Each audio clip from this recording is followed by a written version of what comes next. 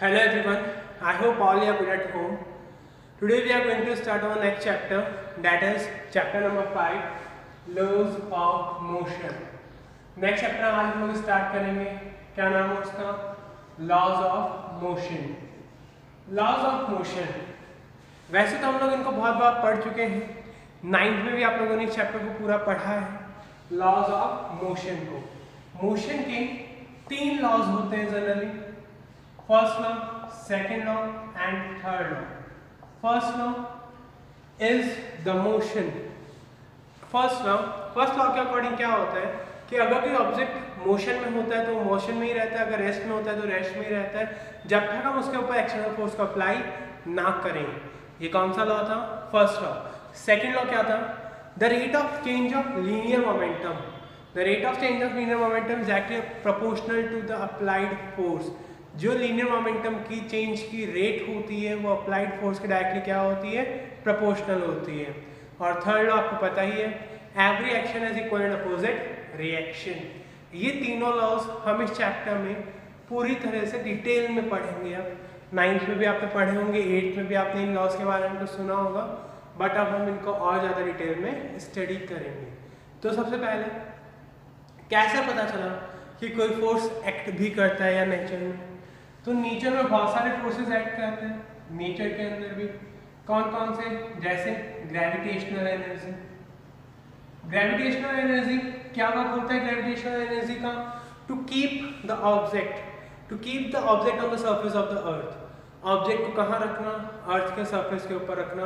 किसी भी ऑब्जेक्ट को ऊपर की तरफ फेंका, वापस कहाँ आ जाता है? नीचे आ जाता है. That is gravitation. फिर विंड आल्सो हैज एनर्जी.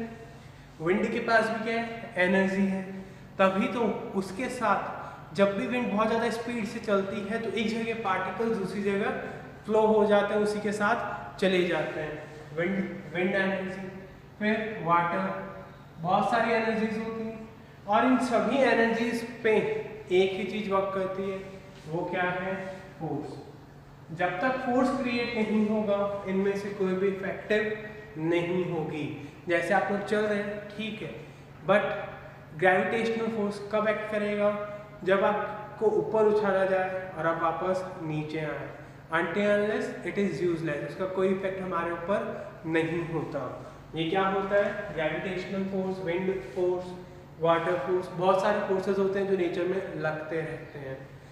इसी तरह एक साइंटिस्ट थे जिनका नाम था एरिस्टोटल. क्या नाम था? एरिस्टोटल. इन्होंने बहुत रिसर्चेस की फोर्स के ऊपर, तो इन्होंने कुछ बेसिक से एग्जांपल्स दिए. वो एग्जांपल्स क्या क्या है? जैसे एक टॉय कार. टॉय कार आप लोगों ने देखी है? बचपन में तो देखी होगी, अभी नहीं देखी तो कोई बात नहीं. ये जो टॉय कार होती हैं ये क्या होती हैं? ये वर्क करती हैं. कैसे? हम क्या करते हैं, इस टॉय कार को धक्का देते हैं, तो हम जिस डायरेक्शन में इसको धक्का देते हैं वो उसी डायरेक्शन में क्या होती है? मूव होती है. उसी डायरेक्शन में क्या होती है? मूव.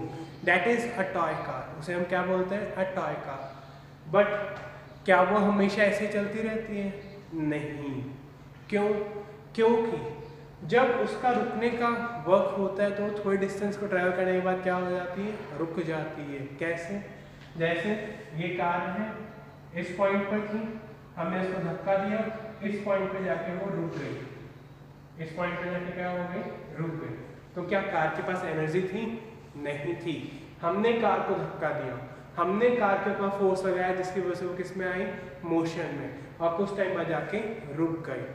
बट प्रैक्टिकली अगर देखें तो ऐसा पॉसिबल नहीं है कि कार अपने आप ही रुक जाए. रुकने के लिए भी एक फोर्स लग रहा है. रुकने के लिए भी क्या लग रहा है? एक फोर्स. क्योंकि क्या होता है कि जब तक फोर्स नहीं लगेगा वो कार रुकेगी नहीं. बट वो फोर्स कौन लगा रहा है? That force is applied by the surface. वो फोर्स किसकी वजह से लग रहा है? सरफेस की वजह से. सरफेस क्या कर रहा है? अपोजिट डायरेक्शन में फोर्स लगा रहा है. अपोजिट डायरेक्शन में क्या लगा रहा है? फोर्स. जैसे ही वो अपोजिट डायरेक्शन में फोर्स लगा रहा है तो कार क्या हो रही है? थोड़ी देर बाद रुक जाती है. That is due to the surface. और वो सरफेस कौन सा फोर्स लगाता है? Friction force. वो सरफेस कौन सा फोर्स लगाता है? Friction force. तो जब हमने किसी चीज़ को धक्का दिया तो सरफेस उसके ऊपर फ्रिक्शन फोर्स अप्लाई तो हमेशा करता है, बट कार तब तक नहीं रुकेगी जब तक जो हमने कार पे फोर्स लगाया वो फ्रिक्शन फोर्स के इक्वल नहीं होगा। जब ये दोनों फोर्सेस इक्वल होंगे तभी जाके कार रुकेगी, वरना कार चलती ही रहेगी। Is that clear? तो car will be in motion, car किस में रहेगी? मोशन में रहेगी। बट जब तक कि फ्रिक्शन फोर्स जो सरफेस से लग रहा है वो उस मोशन वाले फोर्स के इक्वल ना हो जाए। तो ये है एरिस्टोटल ने कंसेप्ट दिया। बट हम लोग इसको क्या मानते हैं कि कार के ऊपर कोई फोर्स नहीं लग रहा इसलिए वो मोशन नहीं कर रही, बट ये प्रैक्टिकली पॉसिबल नहीं है। हमेशा कोई ना कोई फोर्स उसके ऊपर एक्ट करता है। बट जब नेट फोर्स जीरो हो जाता है, जब क्या जीरो हो जाता है? नेट फोर्स, तो कार के ऊपर कोई मोशन नहीं होता।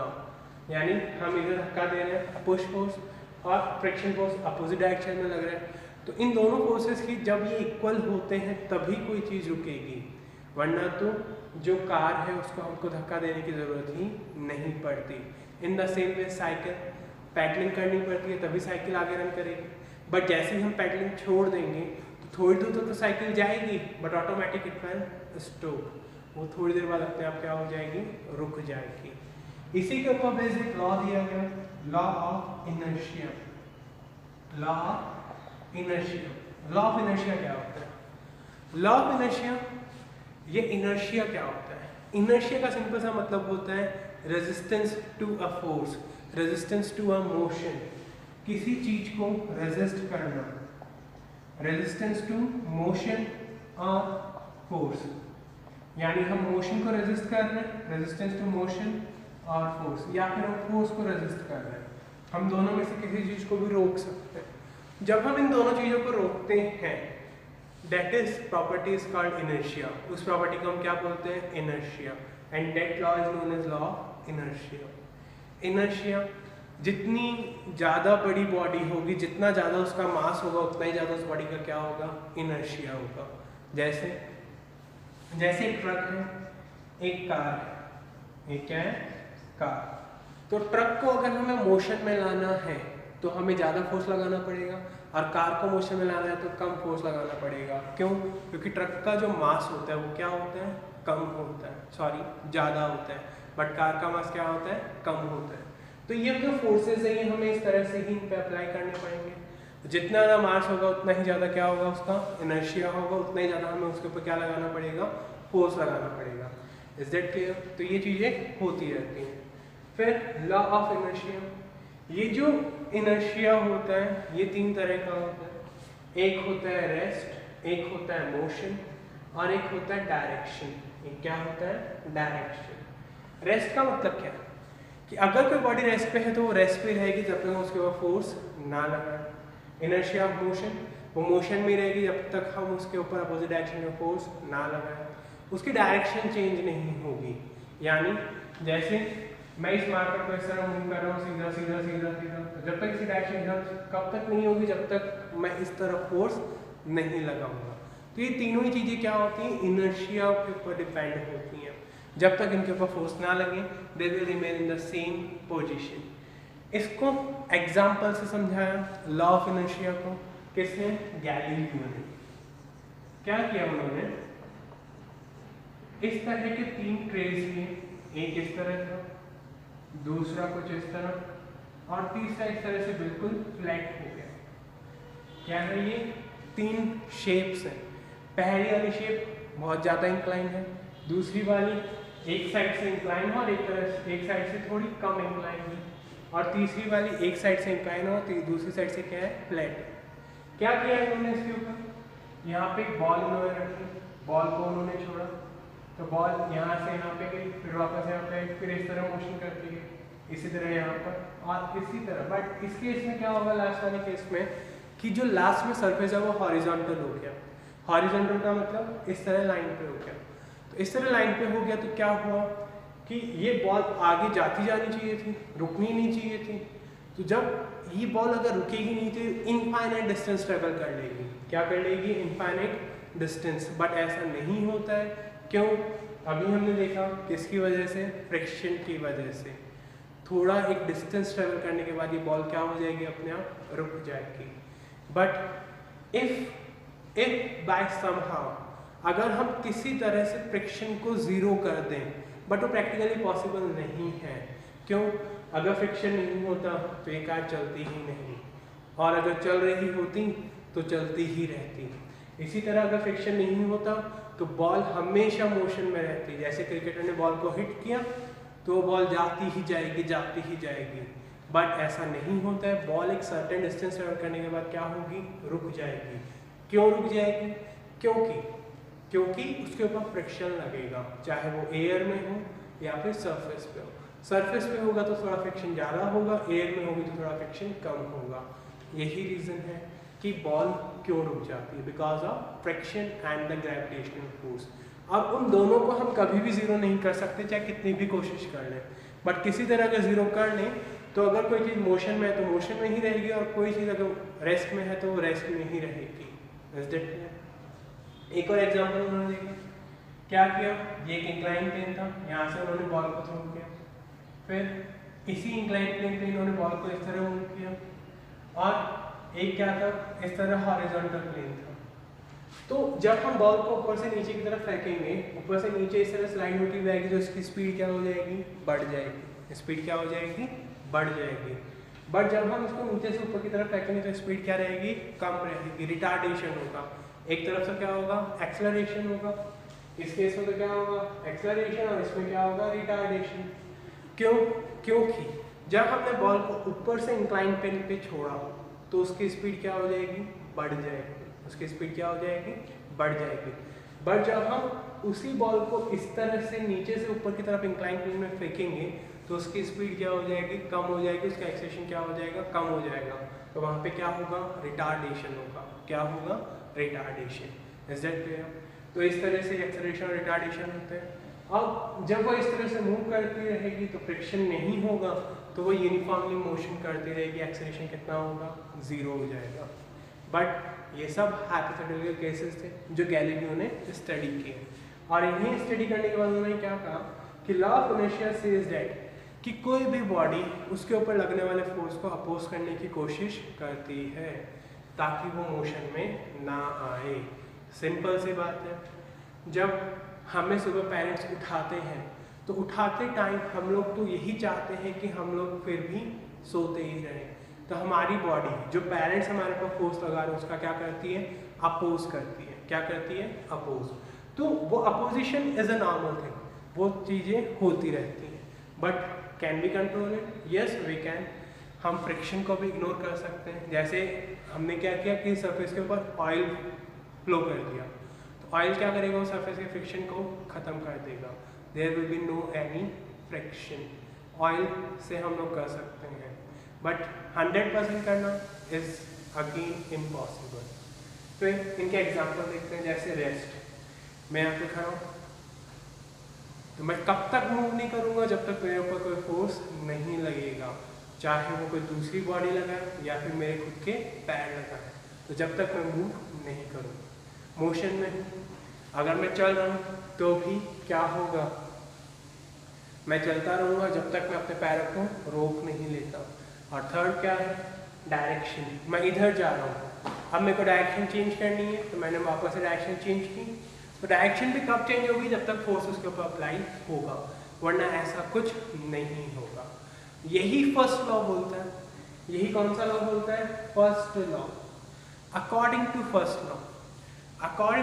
लॉ, व्हेन एन ऑब्जेक्ट और an body is in rest और इन मोशन, या तो वो रेस्ट में है या फिर वो मोशन में है, तो वो अपनी स्टेट को, अपनी जो पोजीशन है उसको वो चेंज नहीं करेगा। कब तक नहीं करेगा? जब तक उसके ऊपर एक एक्सटर्नल फोर्स अप्लाई ना हो। वो फोर्स हमेशा एक्सटर्नल होना चाहिए, अंदर का इंटरनल फोर्स नहीं होना चाहिए। If a body is in rest then it should remain in rest. अगर कोई रेस्ट में है तो वो रेस्ट में ही रहेगी, कोई बॉडी अगर मोशन में है तो मोशन में ही रहेगी, जब तक उसके ऊपर हम एक्सटर्नल फोर्स को अप्लाई नहीं करते। ये किसका स्टेटमेंट है? फर्स्ट लॉ का। ये तीनों ही लॉज एक ही साइंटिस्ट ने दिए, उनका नाम आप लोग बहुत अच्छे से जानते हैं। क्या नाम है उनका? न्यूटन या फिर इसाक न्यूटन इनका नाम है। फर्स्ट लॉ क्लियर है सबको? इससे कुछ एग्जांपल्स देखते हैं, फिर हम लोग पढ़ेंगे सेकंड लॉ। फर्स्ट लॉ क्या था? According to Newton's first law, if a body is in rest or in motion, then it will remain in that condition only if external forces are not applied on it. तो इसका मतलब क्या हुआ कि जैसे हम एक्सटर्नल फोर्स अप्लाई करेंगे तो उसकी रेस्ट की पोजीशन किस में चेंज हो सकती है? मोशन में। अब मोशन किस में चेंज हो सकता है? रेस्ट में। इट कैन हैपन जब हम उसके ऊपर क्या अप्लाई करें? फोर्स अप्लाई करें। क्या अप्लाई करें? फोर्स। यही न्यूटन के फर्स्ट लॉ ने कहा। अब इसका एग्जांपल देखते हैं, जैसे बुक को हमने एक टेबल के ऊपर रखा है। क्या रख रखा है? बुक को हमने एक टेबल के ऊपर। तो क्या बुक अपने आप मूव करेगी? नहीं करेगी, बट उसके ऊपर फोर्सेस तो लगेंगे।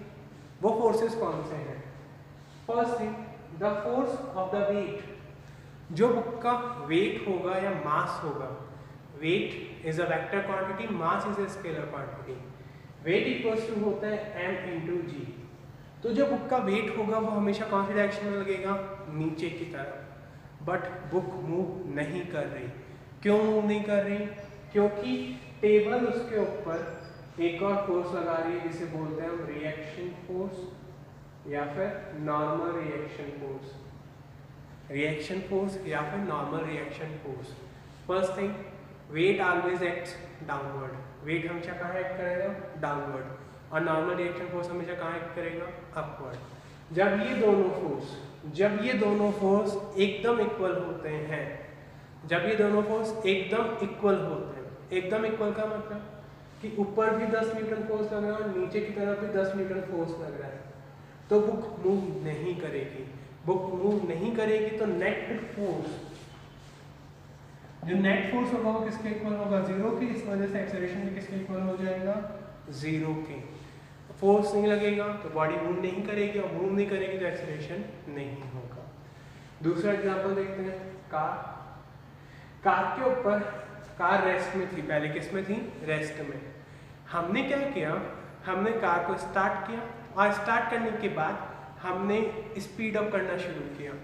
जैसे हम इसकी स्पीड बढ़ाएंगे तो कार क्या करेगी? मोशन में आएगी। तो कार मोशन इस तरफ कर रही है, बट कार इस तरफ मोशन करती रहेगी जब तक आप उसके ऊपर ब्रेक अप्लाई नहीं करेंगे या फिर आप उसका एक्सेलरेशन नहीं रोक देते, सब लोग कार में तो बैठे ही कभी ना कभी। एक्सेलरेशन का एक अलग पैडल होता है, ब्रेक का एक अलग होता है, और एक क्लच का अलग पैडल होता है। जनरली हम लोग क्लच को तो हमेशा यूज़ करते रहते हैं, बट ब्रेक रोकने के लिए यूज़ करते हैं, और एक्सेलरेशन स्पीड को इंक्रीज करने के लिए करते हैं। तो ये दोनों एग्जांपल्स किसको शो करते हैं? न्यूटन्स फर्स्ट लॉ को। न्यूटन के फर्स्ट लॉ के अकॉर्डिंग क्या नहीं हो सकता कि अगर आप रेस्ट में हैं तो आप डायरेक्टली मोशन में नहीं आएंगे बिना किसी फोर्स के, और अगर आप मोशन में हैं तो आप बिना किसी फोर्स के रेस्ट में नहीं आ सकते। ये किसने कहा? न्यूटन के फर्स्ट लॉ ने, और इसके कुछ एग्जांपल्स हमने देखे। अब हम देखते हैं न्यूटन का second law. Newton's second law first law के कंपैरिजन में ये थोड़ा मुश्किल भी है। अब इन्होंने क्या कहा कि ठीक है, फर्स्ट लॉ में हमने फोर्स पढ़ा कि जब तक फोर्स नहीं लगेगा तो रेस्ट में ही रहेगा, मोशन में ही रहेगा। ये हमने फर्स्ट लॉ में देखा। बट सेकंड लॉ के अकॉर्डिंग क्या होता है? सेकंड लॉ के according the rate of change of momentum is directly proportional to applied force. The rate of change of momentum is directly proportional to applied force. सबसे पहले हम देखते हैं मोमेंटम क्या होता है। Momentum is the product of mass and velocity. Momentum क्या होता है? मास और वेलोसिटी का प्रोडक्ट होता है। Mass into velocity, that is m into v, और इसको रिप्रेजेंट करते हैं t से। क्या होता है मोमेंटम? जैसे एक ट्रक आपकी तरफ भागा हुआ आ रहा है तो मोमेंटम क्या होगा? The product of mass and the velocity of truck. Momentum क्या होगा? The product of mass and velocity of truck. Mass का और वेलोसिटी ऑफ ट्रक का जो प्रोडक्ट होगा वो क्या होगा? मोमेंटम। इसकी यूनिट क्या होती है?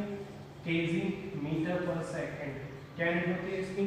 Kg metre per second. Momentum क्या डायमेंशन होगी इसकी? Kg M L T minus 1। ये क्या है इसकी dimension. Momentum is the product of mass and velocity. P is equals to mv, unit and dimension. Now इसका प्रैक्टिकल एग्जांपल देखते हैं। जैसे catching a ball. Catching a ball, ball तो catch की ही होगी, चाहे क्रिकेट खेलते हैं या नहीं खेलते हैं। जब भी हम किसी बॉल को कैच करने की कोशिश करते हैं तो हम लोग क्या करते हैं, ताकि हमारे हाथों पे ना लगे, हम लोग क्या करते हैं, जैसी बॉल आ रही होती है तो हम बॉल को इस तरह से थोड़ा मोशन कराते हैं हमारे हाथ में आने के बाद में।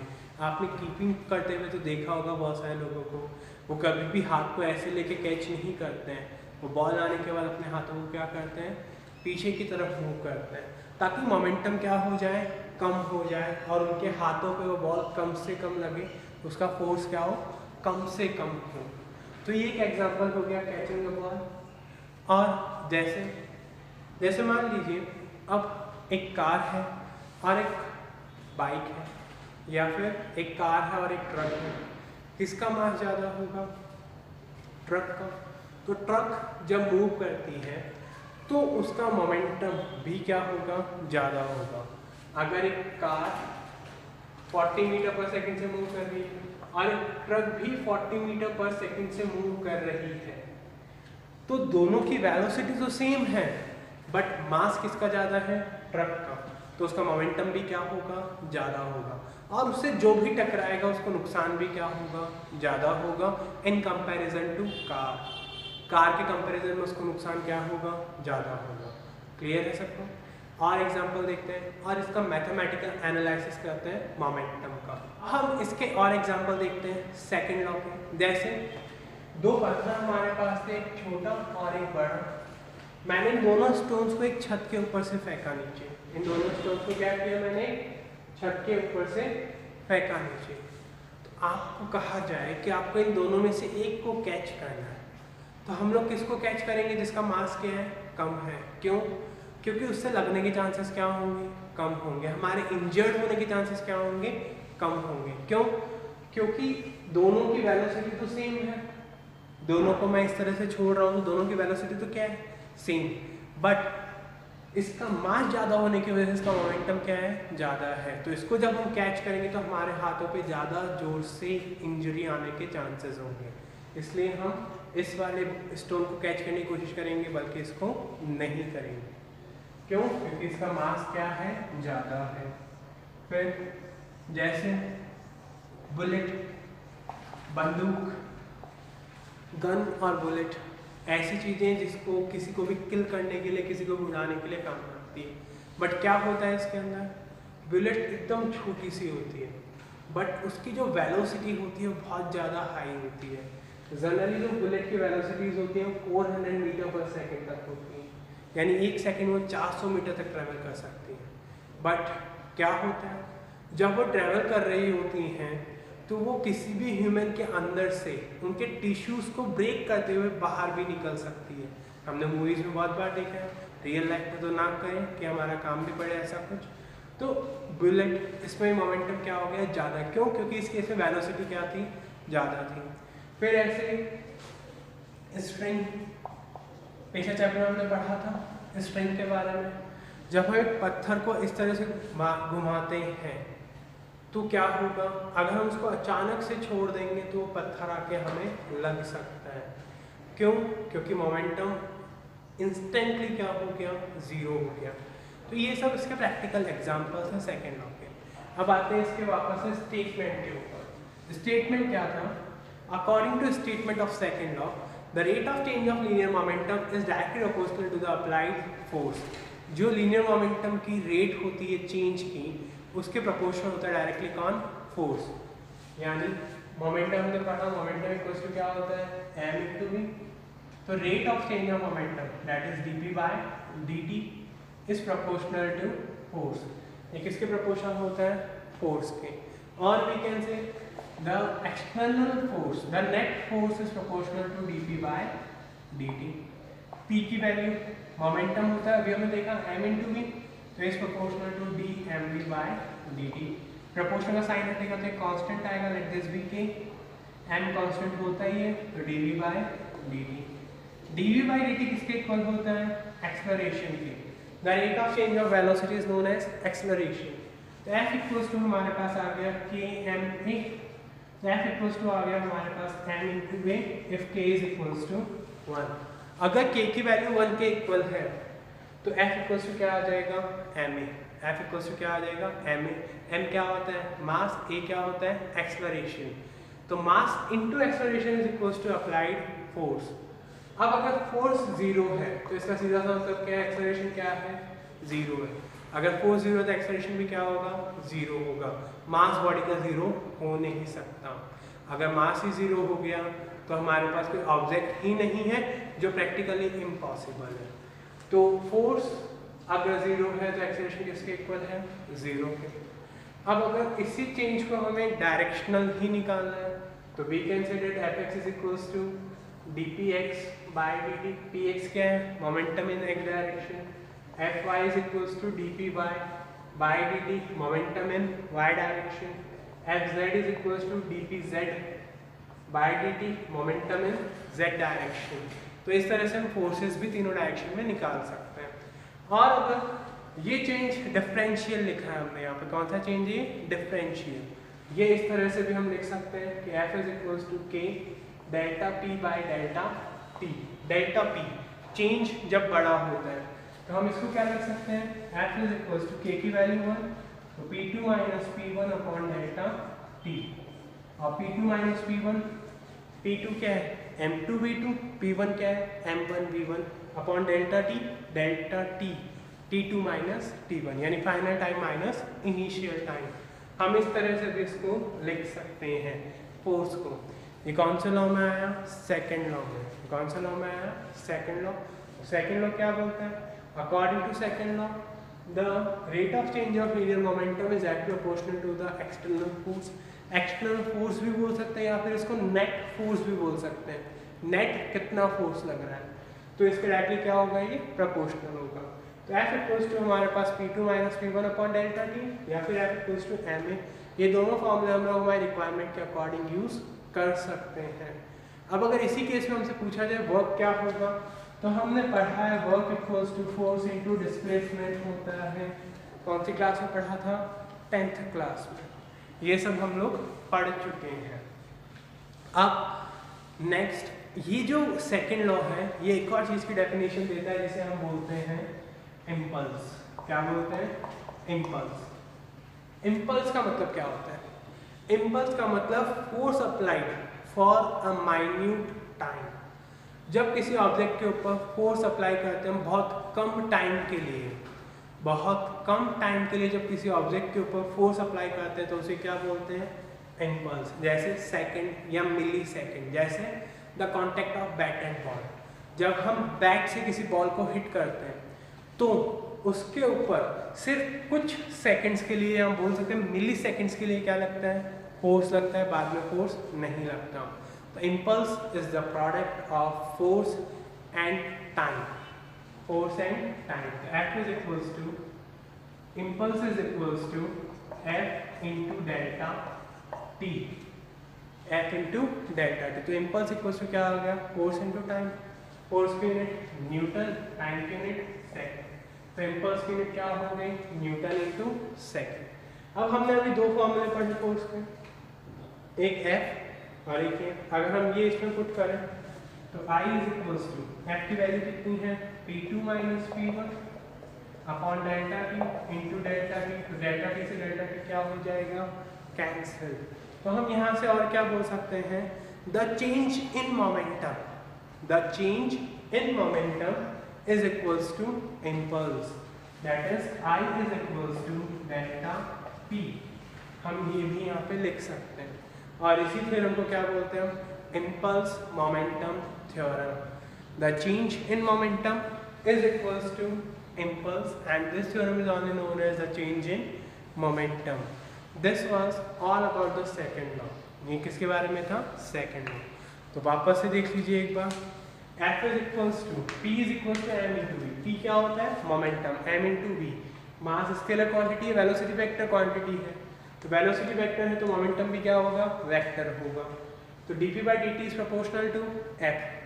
f is proportional to dp by dt. Proportion का साइन हटेगा तो कांस्टेंट k आ गया, k की वैल्यू 1 होगी तो f इक्वल्स टू क्या आ गया? m. m क्या होता है? मास. a क्या होता है? एक्सेलरेशन. इस फॉर्मूले से हम क्या बोल सकते हैं कि f अगर 0 है तो इसका क्या मतलब है? एक्सेलरेशन भी 0 है, यानी एक्सेलरेशन हो ही नहीं रहा किसी बॉडी के अंदर. fx, fy, fz. फिर k अगर बड़ा चेंज होगा तो dp by dt की जगह क्या लिख सकते हैं? Delta p by delta t. तो f is equal to p2 minus p1 upon delta t. तो फोर्स का एक और फॉर्मूला आ गया. इम्पल्स क्या होता है? Force applied on an object for minute second. बहुत कम टाइम के लिए या पर्टिकुलर इंस्टेंट के लिए जब किसी ऑब्जेक्ट के ऊपर फोर्स लगता है तो उसे हम क्या बोलते हैं? इम्पल्स. क्या बोलते हैं उसे? Impulse. I is equals to f into delta T. f की वैल्यू हमने वहाँ पर पुट की तो I की यूनिट क्या आ गई? Newton into second. तो I इक्वल्स टू आ गया p2 minus p1 upon delta T into delta T. ये दोनों कैंसिल तो I इक्वल्स टू आ गया डेल्टा p.